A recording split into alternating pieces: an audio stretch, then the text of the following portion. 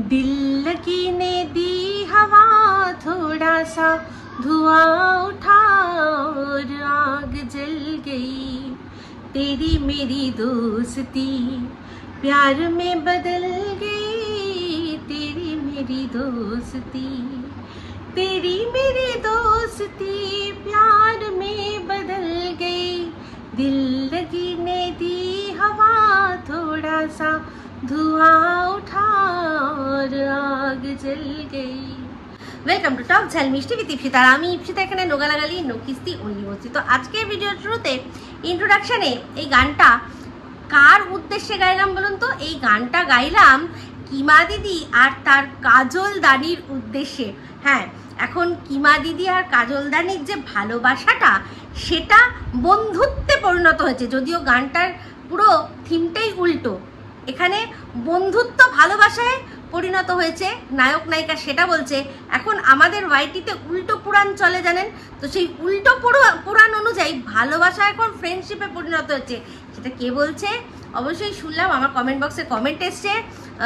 আমাদের দোলা কমেন্ট করেছে যে আমাগো চুনা দিদি মানে রুনা দি নাকি এটা বলছে যে ওদের হয়তো ওটা বন্ধুত্ব, ওদের যেটা শোনা যাচ্ছে আমাদের জাস্ট দিদি আর এই কাজলদানির মধ্যে ভালোবাসা নেই গো, আছে শুধু বন্ধুত্ব। বলছি এইরকম যদি বন্ধুত্ব, যদি সত্যি বন্ধুত্বই থাকে সেটাকে লুকানোর কি আছে? আর বন্ধুর নাম মুখে আনা যাবে না। বাপের জন্মে রুনা দি, এটা তুমি শুনেছো কোথাও? তাকে দেখে লজ্জা পাওয়া যাবে, লজ্জায় মাটিতে ঢুকে দেওয়া যাবে, তার সমস্ত কিছু মুখে নেওয়া যাবে, শুধু নামটা মুখে নেওয়া যাবে না। কোথাও কোনোদিনও এরকম বন্ধুত্ব, ইউনিক বন্ধুত্ব শুনেছো? কেন ভাই শুধু শুধু তোমাকে এই যে এত মানুষ ভালোবাসার চোখে দেখে, ভালো লজিক তুমি দাও সেই চোখে দেখে, সেই মানে নিজের হাতে কেন নিজেকে নামাচ্ছ বুঝতে পারছি না। এইসব ভুলভাল কথা বলে যে ওদের ভালোবাসা নেই, বন্ধুত্ব রয়েছে, একদম ভুল কথা। যদি বন্ধুত্বই থাকতো তাহলে প্রথমত এত লুকোচুরির দরকার ছিল না। বন্ধু তো তাহলে তো সে তো ওর বাড়িতেই যেত, বাড়ি গিয়ে বন্ধুর সাথে দেখা করতো, কথা বলতো, নাম নেওয়াতে কোনো বাধা থাকতো না। আরে এমন কি বন্ধু যাকে কিনা নিজের বাড়িতে ডাকা যায় না, অথচ বান্ধবীর বাড়িতে তার সাথে সময় কাটানোর যায়। দেখো নিজের মুখেই কিন্তু স্বীকার করেছে আমাকে বলতে গিয়ে যে তুমি ওখানে দেখতে গেছিলে যে আমি কার সাথে থাকি, কাটাঝাটা ড্রেস পরে গেছিলে আমার ওই বয়ফ্রেন্ডকে তুমি রিঝাবে বলে। তাহলে দেখো নিজের মুখে যে নিজের সব পোল খুলে দিয়েছে, তাকে আর ঢাকা দেওয়ার জন্য, তার দোষগুলো ঢাকা দেওয়ার জন্য এরকম পর্দা নিয়ে আসছো কেন রুনাদি? তো যাই হোক, এইটুকুই আমি শুনেছি, যেটুকু কমেন্টে এসছে তাতে তোমার কথায় যে আমাকে লিখেছে অবশ্যই তার কথা আমি খুব ভালো করে বুঝতে পেরেছি যে সে মানে কি এক্সপ্লেন করতে চেয়েছে, তুমি কি এক্সপ্লেন করতে চাইছো। তাহলে বক্তব্য একটাই যে বন্ধু যদি সেরকমই হতো তাহলে আজকে যখন ওই গেছিল তারাপীঠে গেছিল বা ওই যে রান্না কষাচ্ছিল কোথায় যেন হাজারদুয়ারিতে, তখন তো তাহলে বলতেই পারতো যে আমি এসছি, আমার সাথে আমার বন্ধু এসছে। কারণ সে যে আলাদা করে এসছে পরে সেটা তো আমরা সেই সময়ই জানতে পেরেছি, সারপ্রাইজ দেওয়ার জন্য এসছে। তো সারপ্রাইজ দেওয়ার জন্য সাথে করে বন্ধুই নিয়ে এসছে, পরিষ্কার বলতে পারতো। আমার সবচেয়ে বড় কথা হচ্ছে যার মনে কোনো পাপ থাকে না সে পরিষ্কারই সব কিছু বলে। কিন্তু এখানে আমরা কেন খুঁজে বার করছি? আমরা কি করতে আমাদের খুঁজে বার করতে হচ্ছে সম্পর্কটা বন্ধুত্বর থেকে ভালোবাসায় গেছে না ভালোবাসার থেকে আবার বন্ধুত্বে চলে এসছে। তো যাই হোক, এই দিয়ে ভিডিওটা শুরু করলাম। কিন্তু ভিডিও এখন কি নিয়ে হচ্ছে? অবশ্যই কিমার ভিডিও দেখলাম। তো কিমার ভিডিওর মানে সে যে ক্রাউড ফান্ডিং করবে তার জন্য যে ভূমিকা এখন দিচ্ছে সেটা নিয়েই বেশ কিছু কথা বলবো। তো ভিডিওর মধ্যে অনেক কথাই বলেছে, পুঙ্খানুপুঙ্খ সব যদি বলতে বসি তাহলে তো অনেক বড় ভিডিও যাবে, কিন্তু পয়েন্ট বাই পয়েন্ট বলবো। তো সেখানে খুব সুন্দর করে কমেন্ট করেছে সোনিয়া ঘোষ। আমার কমেন্ট বক্সে তার কমেন্ট সবসময় দেখতে পান, আর তাছাড়া আমার লাইভে আসলেও তাকে দেখতে পাবেন। খুব সুন্দর সুন্দর কমেন্ট করে সোনিয়া, থাকে জার্মানিতে। অবশ্যই সন্দীপের একজন ও ভিউয়ার্স ছিল, সেখান থেকেই হয়তো আমাদেরকে চিনেছে, আমাকে কিমাকে দুজনকেই। তো কথাবার্তায় বোঝা যায় যে সোনিয়া একটা সময় হয়তো এই পাতানো দিদিকে তার ভাইয়ের পাশে দেখে খুবই খুশি হতো আর সাপোর্টও করতো। এখন জবের থেকে সে আর কি মানে একেবারে কি বলবো 180 ডিগ্রি ঘুরে রক্ষকই ভক্ষক হয়ে গেছে। দর্শকরাই ওকে রক্ষা করতে বলেছিল না সন্দীপদের ফ্যামিলি, সেই রক্ষক থেকে ভক্ষক যখন হয়ে গেছে তখন অনেক মানুষেরই এই দিদির প্রতি যে ধারণাটা চেঞ্জ হয়ে গেছে। এরকম আজকে ওর কমেন্ট বক্সে কমেন্ট অনেক আমি দেখেছি যারা কিনা প্রত্যেকে, ও খুব বলে না যে আমার কমেন্ট বক্সে যে দেখো কি দিয়েছে, আজকে ওর কমেন্ট বক্সে দেখলাম যে ওকে কীরকমভাবে বুঝিয়ে দিয়েছে যে ওর এই মিথ্যাচারিতা তারা মেনে নিচ্ছে না। তো সবার আগে যেটা মানে বক্তব্য সেটা হচ্ছে গিয়ে ভিডিও দেখে যেটা বুঝলাম, আচ্ছা আপনারা দেখুন একটুখানি চিন্তা করে বলুন তো, ওর কি কাছের দৃষ্টিটা খুবই ক্ষীণ, মানে খুবই মানে কমজোর, কাছ থেকে কি ও কিছু দেখতে পায় না? কারণ সবসময় দেখছি যখনই যে কোনো মানুষেরই ও কাছে থাকে তখন কিন্তু তাকে চিনতে পারে না। যেমন কিনা সবসময় দেখেছি, যদি প্রথম থেকে শুরু করি তাহলে কজনের নাম আমি দেব আর কজনের নাম আমি বলবো বলে শেষ করতে পারবো না। যখনই ওর যে কাছের মানুষ হয়েছে, যে সে কোনো প্রফেসর হোক, তন্দ্রা হোক, তারপর এই যে যাকে আজকে ও মর্কট বলে সে মর্কট হোক, সুতো হোক, যে কোনো মানুষ যাদের সাথে যখন ওর সম্পর্ক একদম কাছের থেকে হয় তখন কিন্তু তাকে চিনতে পারে না। কিন্তু যেই তাদের থেকে সম্পর্ক দূরে চলে যায় তখনই তাদেরকেও খুব ভালো করে দেখতে পায়। তার মানে ওর কাছের দৃষ্টি ভীষণভাবে ক্ষীণ। যাদের চশমার দোকান তার কাছের দৃষ্টি ক্ষীণ, এ তো মানা যায় না, তাই না? তো দূরে যখন চলে যায় তখন ও সবাইকে ভালো করে চিনতে পারে। যেমন যতদিন সন্দীপের বাড়িতে গিয়ে থাকলো, খেলো, বসলো, ওদের কাছ থেকে দেখলো, সে সন্দীপ বলো, সন্দীপের বাবা বলো, মা বলো, সন্দীপের ছোট বাচ্চাটাকে বলো, সবাইকে ও যখন একদম কাছ থেকে দেখছিল তখন কিন্তু তাদের কোনো দোষও দেখতে পায়নি, তাদেরকে কোনো রকম খারাপও দেখতে পায়নি। কিন্তু জবের থেকে ওর ওই বাড়িতে যাওয়া বন্ধ হয়ে গেল, জবের থেকে ও দূরে হয়ে গেল তাদের থেকে, তখনই কিন্তু তাদের সম্পর্কে একবারে ঝকঝকে তকতকে 4K 8K 8K রেজলিউশনে তাদের পুরো মানে পরিবারের চরিত্র হ্যানা ত্যানা সমস্ত ঝকঝকে তকতকে দেখছে। যদি এটা একজনের ক্ষেত্রে হতো তাহলে নয় সেই পরিবারটার কথা আমরা ভাবতাম, কিন্তু কিমার ক্ষেত্রে এটা সবার জন্যই হয়। যেমন কিনা এই যে এখন ও যার পেছনে লেগেছে সেটাকে না ম্যাডাম, তো সেই ম্যাডামকেও যখন ও ম্যাডামের কাছের মানুষ হলো, ম্যাডামকে একদম কাছে গিয়ে ম্যাডামের সাথে ঘুরে বেরিয়ে যখন ম্যাডামের কাজ দেখলো তখন কিন্তু ও ম্যাডামের সম্পর্কে কোনো অপগুণ, কোনো ভুল কিছু দেখতে পেলো না। উল্টে নিজে তো দেখতে পেলোই না, উল্টে ওনার সব ভালো ভালো জিনিসগুলো আমাদেরকে দেখালো। এমনকি দেখুন আমার কেসটা আমি অন্য একজনের কাছে দিয়ে করাবো বলে ঠিক করেছিলাম, সেখানে ওই কিন্তু আমাকে যে না ইনি হচ্ছে বেস্ট পার্সন, একদম ঘোড়াকে এমনভাবে জব্দ করে দেবে, দেখবে ঘোড়াকে শাস্তি পাইয়েই দেবে, ঘোড়া মর্কট এরকমভাবে, যেরকমভাবে ও বলে ঘোড়া মর্কটকে একদম জব্দ করে দেবে। এরা দুজন তোমার বাচ্চার প্রতি যে অন্যায় করেছে, তোমার প্রতি যে অন্যায় করেছে, তুমি এই দিদিভাইয়ের কাছে এসো, এই দিদিভাই তোমাকে একেবারে ইনসাফ পাইয়েই ছাড়াবে, আমার গ্যারেন্টি, আমি বলছি। তো ভালো কথা, আমিও তখন চলো তাই, তাহলে তখন কই বলেনি তো যে এই যে ম্যাডাম সে এত স্বার্থপর, সে এতটা আর কি মানুষকে ইউজ করে। এখন যে গুণগুলো মানে গুণই বলবো, গুণগুলো এখন আমাদের দেখাচ্ছে, তখন তো দেখায়নি। ও কাছে ছিল না, কাছে যখন থাকে ও মানুষের গুণগুলো দেখে, দোষগুলো দেখতে পায় না, সেগুলোকে ও ঢেকে রাখে। যেই ম্যাডামের থেকে দূরে হয়ে গেল এখন ম্যাডামের ক্যারেক্টারটা ও নিজেও ঝকঝকে দেখছে আর সবাইকে ঝকঝকে করে দেখানোর চেষ্টা করছে। যখন কিনা এই ম্যাডাম যখন নতুন প্রত্যেক অনেকেই কিন্তু ম্যাডামের সম্পর্কে আর কি প্রকাশ করেছে সন্দেহ, তখন কিন্তু ওই বলেছে না না না না তোমরা ভুল করছো, না দিদিভাই এই, দিদিভাই ওই, দিদিভাই সেই। তাহলে দেখুন যখন সন্দীপের সম্পর্ক আপনারা কোনো না কোনো সময় কোনো কিছুতে একটু এদিক ওদিক বেতাল বেচাল দেখেছে, তখনও কিন্তু ওকে জিজ্ঞাসা করেছেন, ও কিন্তু সবসময় বলেছে না না না না না সন্দীপ ভীষণ ভালো, সন্দীপের ফ্যামিলি খুব ভালো, এই টেপিটাই হচ্ছে সবচেয়ে বাজে। যেমন কিনা আপনারা এই যে দেখুন এই যে সিক্রেট রুম, এই যে কথা হচ্ছে যে পিয়ুষ সম্পর্কে, তাহলে এখন তো আমার মনে সন্দেহ হচ্ছে ও যদি এটা দর্শকদের বোঝানোর চেষ্টা করে যে পিউ ওদের বাড়িতে ছিল, তাহলে তো ওকে জানতে হবে যে ও নিজে দেখেছে, দেখে আর কি বুঝে তখন আপনাদেরকে মিথ্যা কথা বলেছে যে না না আমি দেখে আসলাম, কেউ নেই ওদের বাড়িতে, কেউ নেই, দেখে আসলাম। তাহলে কখন ও মিথ্যে বলে, কখন ও সত্যি বলে, আপনারা নিজেরাও কি বুঝতে পারেন?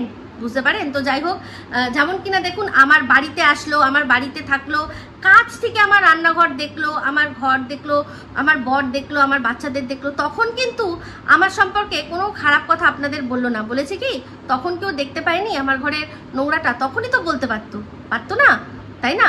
কিন্তু তখন বলেনি, বললো কখন? যখন আমি ওর থেকে দূরে চলে গেলাম তখন ও দেখতে পাচ্ছে আমার ঘরে নোংরা, আমি আমার ঘরে কিছুই নেই, একটাই মাত্র খাট, একটাই মাত্র এসি, আমাদের ফার্নিচার বলে কিছু নেই। বলেনি যে কি ওদের কি রান্নাবান্না করে, কি খাওয়া দাওয়া করে, তোমাদের শুভদত্ত রোজ মাংস ছাড়া চলেই না। হ্যাঁ, ওদের বাড়িতে কি রান্নাবান্না হয়, কি ও রান্নাবান্না করে, কি ওর কিছুই নেই। হ্যাঁ, ঘরটা দেখো পুরো যেন মনে হয় যাযাবার, কিচ্ছু ওর নেই।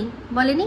আর ওর ঘর ভরা পুরা জিনিসপত্রে ভর্তি, প্রত্যেকটা ঘরে এসি লাগানো আছে, সেটা দিয়ে বড়লোকি চাল করেনি। আজকে খুব সুন্দর আরেকজন কমেন্ট করছেন, আমি তার নামটা মনে পড়ছে না, উনি বলেছেন সুন্দর করে যে আচ্ছা দিদি, না ওর নাম ধরেই বলেছে, আচ্ছা দিদি একটা কথা বলো তো, যখন তোমার এমনি সময় থাকো তখন তুমি তোমার ঘরে সব কিছু রয়েছে, তোমার মেয়ে ঘুরতে যাচ্ছে, তোমার মেয়ে ভালো জায়গায় চাকরি করছে, তোমার ছেলে ভালো টাকা ইনকাম করছে, তোমার চশমার দোকান থেকে ভালো টাকা ইনকাম রয়েছে, তোমরা হেভি খাওয়া দাওয়া করো, তোমরা হেভি দারুণ লাইফস্টাইল করো, তোমাদের প্রত্যেকটা ঘরে এসি রয়েছে, এগুলো তুমি দেখাও। আর যেই মুহূর্তে তোমার বর তোমার অসুস্থ, তখনই তোমরা হয়ে যাও গরিব। এটা কি করে হয় গো?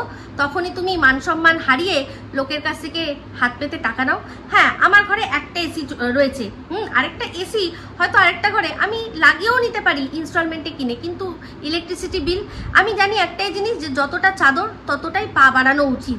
হ্যাঁ, কোনোদিনই মানে এখানে আমরা একটা ঘরে শুয়ে একটা ঘরে এসি চালালে যখন হয়ে যাচ্ছে, তখন এক্সট্রা চাল দেখিয়ে আরেকটা ঘরে এসি আরেকটা মেয়েকে লাগিয়ে দিয়ে তাকে আলাদা একটা ঘরে পাঠিয়ে দিয়ে যে হ্যাঁ চলো তুমি এসি চালাও, যা হবে বিজলি কা বিল তেরা বাপ দেগা বলে চালিয়ে দিয়ে আমরা তো তাহলে সেটা করতে পারতাম কি? কিন্তু করতে পারি না, কারণ কষ্ট করে ইনকাম করতে হয়, সেই টাকাগুলো মানে ঠিক সেরকমভাবে বুঝেই খরচা করতে হয়, কারণ সবার তো আর হাত পাতার মতো অবস্থায় সবাই থাকে না। আজকে আপনাদেরকে আমি প্রমাণ সহ দেখাবো যে এই যে ক্রাউড ফান্ডিং, এই যে যেই জিনিসগুলো হচ্ছে, এর বিরুদ্ধে এত সোচ্চার কেন হচ্ছে। কারণ এই জিনিসটা যদি সবাইকে করতে দেওয়া হয়, তাহলে এই ইউটিউবের জায়গাটা আর ইনকামের জায়গা থাকবে না, এটা একটা ভিক্ষাবৃত্তির জায়গা হয়ে দাঁড়াবে, আর যদি দিনের পর দিন এগুলো হতে থাকে, এগুলো নিয়ে কেস কামারি হতে থাকে, তাহলে হয়তো ইউটিউব নিজেই বন্ধ করে দেবে, যারা এরকম করছে। সেরকম একটা চ্যানেলকে তো আর বন্ধ করতে পারবে না, করলে হয়তো সবাইকেই বন্ধ করে দেবে। তো আমরা এত সুন্দর একটা কাজের জায়গা পেয়েছি, যেখান থেকে আমরা নিজেদের কথা সেটা বিক্রি করে আমরা যদি ইনকাম করতে পারি, তাহলে কেন সেই জায়গাটাকে আমরা কলুষিত করব? আজকে এই ওয়াইটির জায়গায় হতে পারে ওর সাবস্ক্রাইবার অনেক বেশি, কিন্তু যদি দেখা যায়, যদি বলা যায় যে আমরা দুজনেই কিন্তু content creator, controversy content creator, তাহলে ওর যা আর কি ডেজিনেশন যদি বলেন সেটা আর আমার ডেজিনেশন কিন্তু এক, কিন্তু ও এখানে ভিক্ষাবৃত্তি করে ভিখারি, কিন্তু সেই জন্য ও ভিখারি বলে যদি আমাকেও দুনিয়া রাজ্যের সবাই ভিখারি ভাবে, তাহলে সেখানেই তো আমার আপত্তি আছে। তাই জন্য এখানে বক্তব্য, ভিক্ষার জায়গা এটা নয়, কেউ ভিক্ষা করবে না। তো যাই হোক, এই যে ক্রাউড ফান্ডিং, এই ক্রাউড ফান্ডিংটা কিন্তু একটা প্রপার ওয়েতে হয়।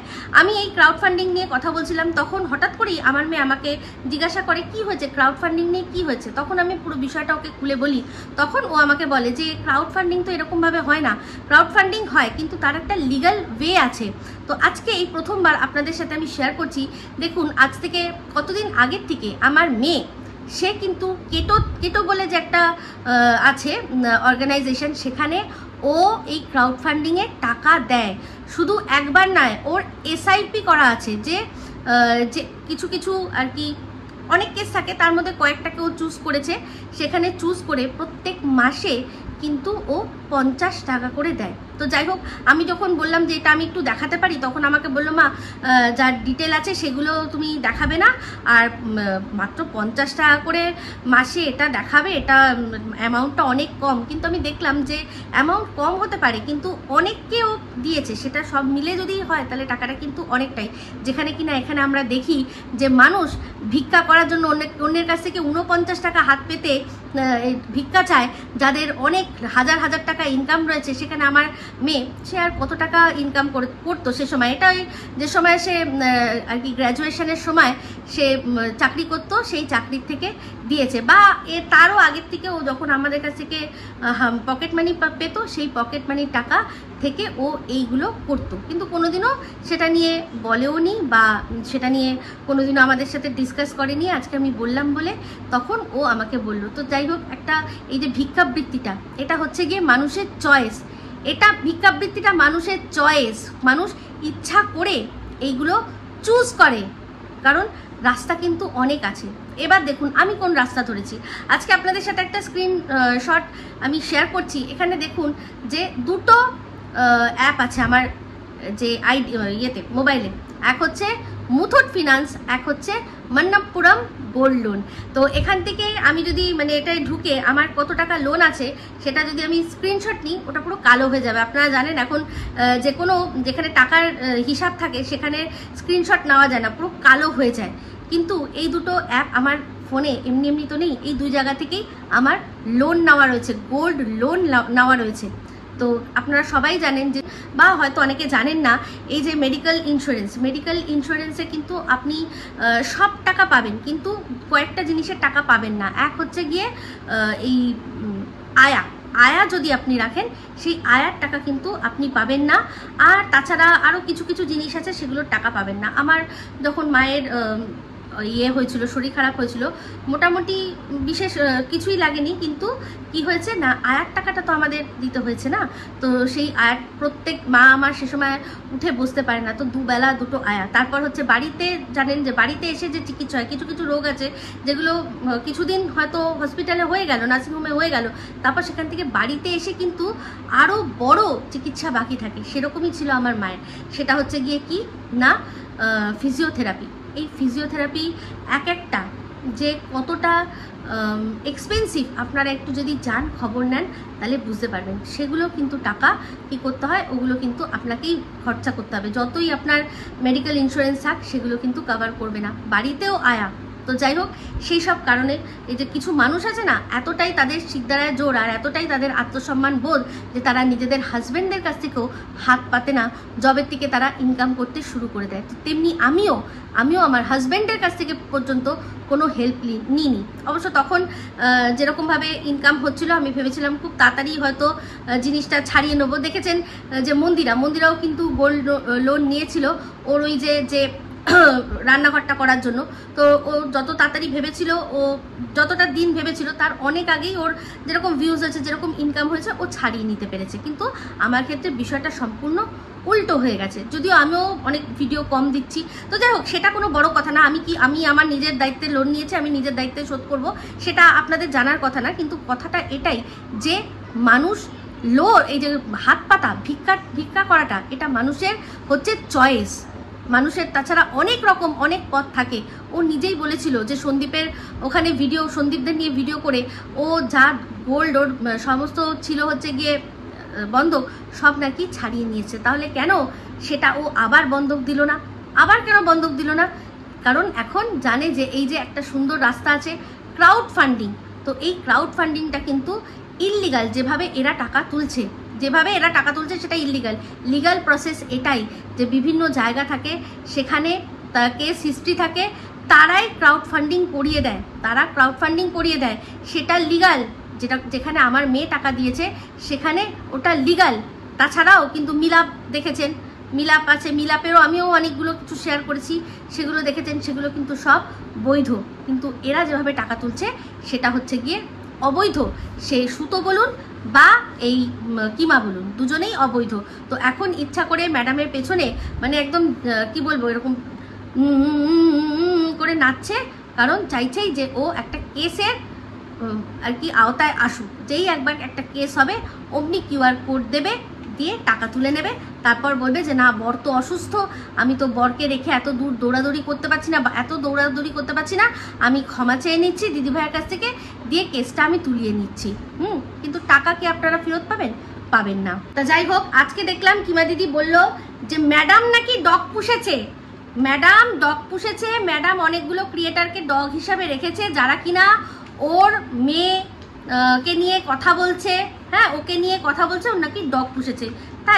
তাহলে এই যে ম্যাডামকে নিয়ে বাংলাদেশ থেকে যে নোংরামিগুলো হতো, সন্দীপকে নিয়ে যে নোংরামিগুলো হতো, আমাকে নিয়ে যে নোংরামিগুলো হতো পাশের দেশ থেকে, তখন যখন আমরা বলতাম যে এই কিমা লাগিয়েছে, তখন ও কি বলতো, কেন আমি লাগিয়েছি, কোনো প্রমাণ আছে নাকি? ওর কন্টেন্ট করছে, ওর যাকে মনে হচ্ছে তাকে নিয়ে বলছে, আমি কোথায় প্রমাণ দেখাও, আমি ওদের লাগিয়েছি। তাহলে ওর কাছে কি প্রমাণ আছে যে ম্যাডাম কাউকে লাগিয়েছে? হ্যাঁ, এটা কি হতে পারে? ও একটা 63,000-এর চ্যানেল, সেখানে ওকে নিয়ে মানুষ কথা বলবে না, যে কিনা দিনের পর দিন অন্যকে নিয়ে কথা বলে গেছে, সে তার জন্য ম্যাডামকে লাগবে? ম্যাডাম যদি আজকে এখানে না আসতেন আর এই যে সিচুয়েশানে ওকে নিয়ে মানুষ কথা বলতো না? অবশ্যই বলতো। তাহলে ও কিভাবে এটা বলতে পারে যে ম্যাডাম লাগিয়েছে, যখন ওকে প্রোটেক্ট করে বা এদিক ওদিক এদেশ ওদেশ থেকে ভিডিও আসছে, সেটাও বলছে আমি লাগাইনি, আমি কিছু করাইনি। ওকে নিয়ে কিছু বললেই তখন সেটা ম্যাডাম লাগিয়ে দিয়েছে, এই সা কেসে চলেগা। তো ও তো নিজেই নিজের ধরা পড়ে যাচ্ছে। যদি সত্যি মানে এই যে এই কথাটা যে বললো, তাতে পরিষ্কার বোঝা যাচ্ছে যে এর আগে ম্যাডামকে নিয়ে, আমাকে নিয়ে বা সন্দীপকে নিয়ে যেগুলো হতো, সেগুলোও কিন্তু ওর পোষা ডগগুলোই করতো, ওর পোষা ডগগুলোই করতো। বুঝতে পেরেছেন? আশা করি ভালো করে বোঝাতে পারলাম। তো যাই হোক, এখন হচ্ছে কি মেয়ের কথা, যে হ্যাঁ মেয়ে যখনই আমরা চেয়েছিলাম, ম্যাডাম যখন এসেছিল আমরা এটাই চেয়েছিলাম যে পার্সোনাল অ্যাটাক বন্ধ হবে, content to content, video to video হবে, কিন্তু ভিডিওর জন্য পরিবারকে টানা, কারো ছেলে মেয়েকে টানা, এগুলো হোক আমরা চাইনি। সেই জন্যই ম্যাডামকে একেবারে ফুল চন্দন দিয়ে আতর ফাতর দিয়ে একদম সুস্বাগতম করে নিয়ে এসছে। সত্যি রিয়েলি। তাহলে এই যে কদিন আগে আমার সাথে পারলো না, তখন আমার মেয়ে, আমার বর, আমার ঘর সব তো ওই আগে টানলো। তো ও যখন অন্যের ঘর বর সন্তান মেয়ে তাদেরকে টানতে পারবে, তাহলে ওর মেয়েকে কেন টানা হবে না? আজকে আমার বাড়িতে বসে সেখানে আমার সামনে আমার মেয়েকে আমি বললাম যে তুই ঘরের দরজাটা বন্ধ কর, তোদের ওখান থেকে আওয়াজ আসছে, তোরা এত চিল্লামিল্লি করছিস, আমার কথা বলতে অসুবিধা হচ্ছে। আমি আমার মেয়েকে নির্দেশ দিলাম, সেটাকেও কি বললো যে আমার মেয়ে নাকি ছেলেদের নিয়ে ঘরের দরজা বন্ধ করে। ওর পোষা ডগটা পাশের দেশ থেকে ভৌ ভৌ করে বলল, শুধু দরজা বন্ধ করে না, একদম সেখান থেকে কি করে না, একদম ফলাফল নিয়ে বেরোয়। তাহলে ভগবান কি সেটা শোনেনি? ভগবান সেটা শোনেনি? নিশ্চয়ই শুনেছে, নিশ্চয়ই শুনেছে। বললো না যে আমিও যদি কোনো অন্যায় করে থাকি তাহলে আমিও শাস্তি পাবো, এটাই তো শাস্তি। ভগবান তো ল্যাপটপে একদম 50G লাগিয়ে দিয়েছে আমার মেয়েকে ইনসাফ পাওয়ানোর জন্য, কারণ আমার মেয়ে তার কোনোই দোষ ছিল না, সে আমার নির্দেশ পালন করেছে, আমার নির্দেশ পালন করেছে। আমি বলেছি যে চিৎকার চেঁচামেচি হচ্ছে, আমাদের এখানে কথা বলতে অসুবিধা হচ্ছে, দরজাটা বন্ধ করে তোরা গল্প কর। তাহলে সেখানে সেটাকে বিকৃতভাবে আপনাদের সামনে প্রেজেন্ট করলো।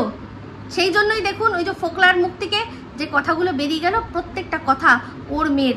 যে কদিন আগে গেছিল না ট্রেকিং করতে, কার সাথে গেছিল? লাল টপ পরে পাহাড়ে গেছিল, তারপর হচ্ছে কি না ওই ড্রোন শট আছে, সাথে কে গেছিল? তাহলে বুঝতে পারছেন যে অন্যের মেয়েকে নিয়ে অযথা নোংরামি করলে নিজের মেয়ের কেচ্ছাই বেরিয়ে আসে, এটাই ভগবানের বিচার। এই হচ্ছে ব্যাপার। তো যাই হোক, আজকে এই ম্যাডামকে যেভাবে খারাপ সাজানোর চেষ্টা করছে, সেরকম কিন্তু একটা সময় ওই যে যার নাম এখনো কাবলি বলছে তার সম্পর্কেও কিন্তু করেছিল, মনে আছে? তার সম্পর্কেও করেছে। আরে ও তো কোনো ভ্যালুলেস পার্সন একটা, হ্যাঁ, লোকের বাড়িতে চলে যায়, রাত ভর ধরে ইয়ে করে, লাইভ করে, ওনার কোনো ব্যাপার আছে নাকি? ওনার কোনো যোগ্যতা আছে নাকি? আমার দিদিভাইয়ের সামনে ও তো পানি কাম চায় আছে, মনে আছে বলতো। আর এখন ম্যাডামের সম্পর্কে বলছে। তো অ্যাকচুয়ালি ও এখন বুঝতে পারছে না যে ও কি করছে, বা ও কিরকম ভাবে, কোন ভাবে, কিভাবে ওকে কে কোন ঘুঁটি হিসাবে ব্যবহার করছে। ও যতদিনে বুঝবে ততদিনে ও আর ঘুরে দাঁড়াতে পারবে না। আমি খেলাটা বুঝে গেছি, আমার কিচ্ছু মানে বলার নেই, কিচ্ছু করার নেই। ও ওর নিজের পাপের শাস্তি পাবে বলেই ও কোনো না কোনো ফাঁদে পা দিচ্ছে। দিক। তো চলে আসি। তো যাই হোক, আজকে বললো যে না, সন্দীপরাই টিনকে আর কি নাকি ভালোবেসে আপন করে নিতে পারেনি, টেপির কোনো দোষ ছিল না। না, টেপি এই সন্দীপের পরেও ওর আরেকটাও শ্বশুরবাড়ি, ও সেখানেও গিয়ে কিন্তু অ্যাডজাস্ট করতে পারেনি। তো একটা জায়গায় হয়তো শ্বশুরবাড়ির দোষ থাকতে পারে, দুটো জায়গায় যখন একই ঘটনা ঘটছে তখন বুঝে নিতে হবে যে বউয়ের মধ্যেই কিছু একটা গন্ডগোল রয়েছে, মানে অ্যাডজাস্টমেন্ট পাওয়ারের অভাব রয়েছে। তো সেটা অভাব। যাই হোক, তো দেখলাম আজকে বলছে যে টেপিকে আমি ওই যে যখন বলতাম চুলের মুঠি নাড়িয়ে দেবো, এই দেবো, সেটা আমি এমনি রাগের চোটে বলতাম না, মা যেরকম বলে না, একটা মায়ের মন থেকে বলতাম। হ্যাঁ, যে মায়ের মন থেকে বলতাম যে তোমাকে আমি চুলের মুঠি ধরে নেবো, তুমি কেন টাইমে খাও না, কেন তুমি টাইমে ওঠো না। টিনা মানে বলছি, বিশ্বাস হচ্ছে তো? বিশ্বাস হয়েছে। সবচেয়ে বড় কথা হচ্ছে গিয়ে এই টিনা, সে এটাই চেয়েছিল, ওকে এমনভাবে ও মানে মুখ দিয়ে টর্চার করেছিল, সেই জন্য ভেবেছিল যে কিছু না হোক ওকে অন্তত একদিনের জন্য হলেও আমি জেলের ঢোকাবো। আর সেটা হয়েও যেত, মাঝখানে এসে গেল কে না, এই আমাদের ম্যাডাম। তো যাই হোক টিনা মাথায় মনের মধ্যে কিন্তু কোনো দুঃখ রাখবে না, তোমাকে ভীষণ ভালোবেসেছে তোমার রাধানগরের ননদ, ও এক্স ননদ, হ্যাঁ রাধানগরের এক্স ননদ তোমাকে এত ভালোবাসতো, সেই জন্যই তোমাকে কিন্তু চুলের মুঠি ধরে সেই এগুলো বলতো। কিন্তু তুমি দিনের পর দিন তোমার মুখে স্কিনের প্রবলেম, স্কিন ডিজিজ পুরো দেখা যাচ্ছে, মুখটা খারাপ লাগছে, তখন কিন্তু একবারও তোমাকে ডক্টরের কাছে যেতে বলেনি, যেটা কিনা আমি বলেছিলাম যে ডক্টরের কাছে যাও। তো সেটা কিন্তু বলেনি, কিন্তু বলেছে কি তোমাকে প্রচন্ড ভালোবেসেছে, সেই জন্যই তোমাকে ওরকম বলেছে। ভুল ভাবো কেন গো এত? নিজের মেয়েকেই চুলের মুঠি না ধরে সহবত শেখাতে পারলো না যে কোথায় কোনটা করতে হয়, সে তোমাকে একদম দূর থেকেই চুলের মুঠি নাড়িয়ে সবকিছু শিখিয়ে দিত, বুঝলে? তুমি একটু সুযোগ দিলে না কেন গো? আহারে। তো তোমাকে এতটাই ভালোবেসেছিল মা হিসাবে, সেই জন্যই কিন্তু ম্যাডামকে বলেছিল যে দিদি ভাই তুমি আর যাই করো ওই টেপিকে কিন্তু সন্দীপদের বাড়িতে ঢুকিয়ে দিও না, কারণ ও তো ততক্ষণে জানে যে ও খাল কাটছে, একটা কুমির ঢুকবে, তো ও তো অলরেডি তখন কুমির ঢোকানোর ব্যবস্থা করছে। তখন কিমা দিদি কি করছে না, খাল কাটছে, সেখানে কে আসবে না, কুমির। কি রূপে আসবে? পিয়ে রূপে আসবে, পিয়ে। তো সেটা কে করিয়েছিল?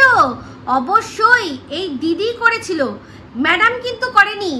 আর ওর কথাতেই কিন্তু পরিষ্কার, এই যে খাল কেটে আমি কুমিরটা এনেছিলাম, মানে ম্যাডামকে ওই বলেছিল যে ওর বান্ধবী একটু আসবে, তুমি কোনো একটা রাস্তা বার করো দিদি ভাই যেখানে আর কি যেতে পারে। সেই জন্য ম্যাডাম বুদ্ধি খাটিয়ে কি করেছিল না, পিয়ের কথাটা বলেছিল। তো পিয়ে হয়ে গেল কে না, মাম্মাম। মাম্মাম মাম্মাম মাম্মাম।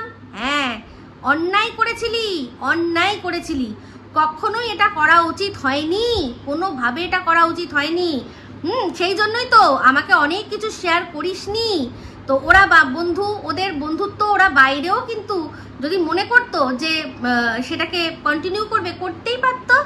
তোর খাল কাটারও দরকার ছিল না, কিন্তু তুই খালটা কেটেছিলি, কুমিরটাকে ঢুকাচ্ছিলি নিজের স্বার্থে। পোষা করে রাখবি না কুমির, তুই যখন যাকে বলবি কামড়াতে তাকে সে কামড়াবে, এটা ভেবেছিলি। কিন্তু সবাই তো সমান হয় না, ও একটা ইন্ডিভিজুয়াল মেয়ে, ও মানে যথেষ্ট আর কি নিজের কথা রাখতে পারে, তোর কথা অনুযায়ী চলবে।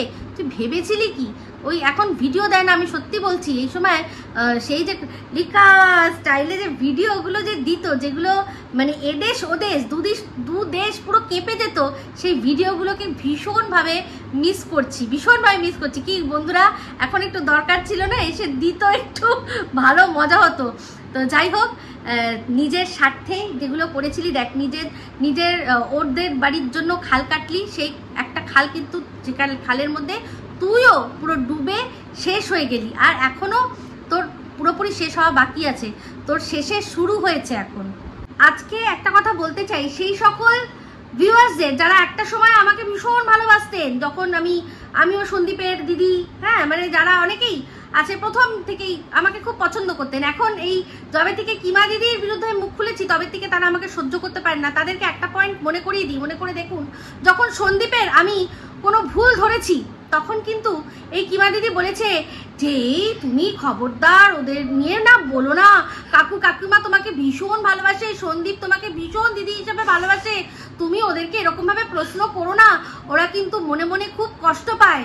ভুলে গেছেন সেই কথাটা? সেই কথাগুলো কি ভুলে গেছেন? মনে নেই সেই কথাগুলো? আমাকে কিন্তু আটকেছে, এরকম ভাবে বলেছে। যদিও আমি ওর ওই আটকানোতে বা কথাতে আমি কোনোই আমার যায় আসে না, আমি আমার দর্শকদের প্রতি কিন্তু লয়াল ছিলাম আর আছি, থাকবো। উচিত কথা বললে যদি কারোর কষ্ট হয় সেটা আমি না তখন ভেবেছি না এখন ভাববো। হতেই পারে আমার নিজের যদি ভাইও এখানে থাকতো তাকেও কিন্তু আমি উচিতটা উচিতই বলতাম। হতে পারে সে দিদির ওপর রাগ করবে, আমি জানি যে এই মুহূর্তে দিদির ওপর রাগ করলেও একটা না একটা সময় ভাববে যে দিদি তখন বলেছিল ভালোর জন্যই বলেছিল। যেমন আমরা যখন ছোট ছিলাম আমাদের অনেক কিছুতে আমাদের বাবা মা কিন্তু আটকাতো, তখন আমাদের মনে হতো চরম শত্রু, এখন বুঝি যে না, শত্রু না, ভালোর জন্যই বলেছিল। তো সেই আশা রেখে আমি সবসময় সত্যি কথাই কিন্তু বলার চেষ্টা করেছি আর সত্যি কথাই বলেছি। কিন্তু এই কিমা আমাকে আটকেছে, ভিডিওর মধ্যেও বলেছে, পার্সোনালিও আমাকে ফোন করে এই কথাগুলো বলেছে।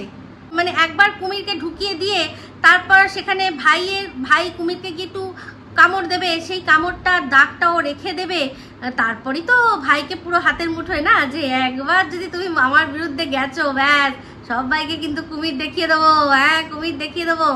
তো সেই জন্যই বলেছিল ও তখন, মানে খাল কাটবে কুমির ঢুকাবে, তাই জন্য দিদিভাইকে বলেছিল, দিদিভাই খবরদার যেন তুমি কিন্তু ওই টেপিকে তার শ্বশুরবাড়িতে কিন্তু পাঠিয়ে দিও না, যেখানে কিনা আমরা সবাই চেয়েছিলাম যে কিছু না হোক, শুধুমাত্র বাচ্চাটার মুখের দিকে তাকিয়ে ওদের সংসারটা যেন জুড়ে যাক।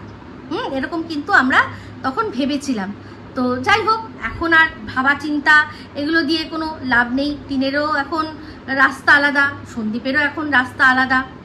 কিন্তু হ্যাঁ, যে এই প্রশ্নটা করেছে যে তুমি যদি তোমার এই পাতানো দিদিকে মেনে নিতে পারো, তাহলে কেন তুমি তোমার বউকে মেনে নিতে পারবে না? তুমি তো নিজেই দেখছো যে তোমার জামাইবাবুকে কিরকমভাবে ঠকাচ্ছে, তুমি তো ভালো করে দেখতে পাচ্ছ।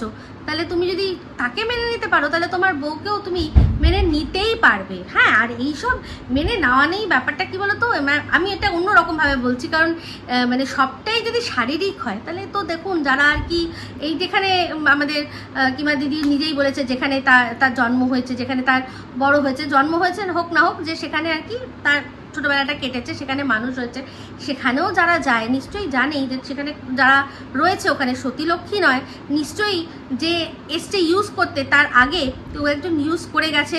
তাহলে সে যখন সেটা জেনে শুনে তার সাথে ইউজ আবার করতে পারছে, তাহলে সেটার ক্ষেত্রে যদি সংসারে এই জিনিসটা অ্যাপ্লাই করা যায় অন্তত বাচ্চাদের জন্য, তাহলে ক্ষতি তো কিছু নেই, তাই না? তো যাই হোক, এবার বিষয়টা সংসারের মধ্যে কি, যে বিশ্বাস।